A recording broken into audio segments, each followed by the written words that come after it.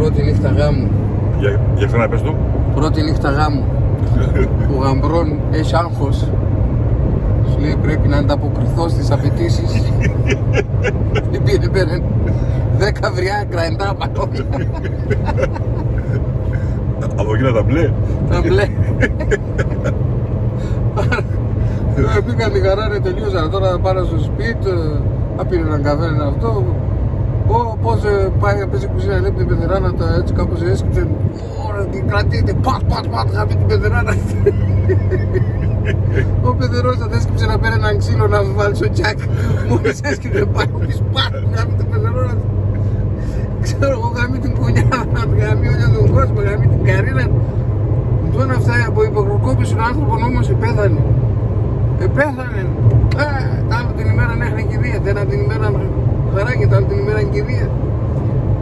Πήγανε και κάρτε κουμπάρτσας. Λέει αχ κουμπάρτσα, το κακό το έρθε λεύρες, σας θέλω την ημέρα χαράκι, τα άλλη την ημέρα κηδεία. Ας μας ρε, λέει μου μαλάκαν. Και γάμισαν όλο τον κόσμο εμένα, τον άλλον, την άλλη, την καρίνα, τα αυτό. Και εσύ ρε με τον και 5 μαλακίες για να τσουπώνει το φέλετρο και μπορεί να τσουπώνει.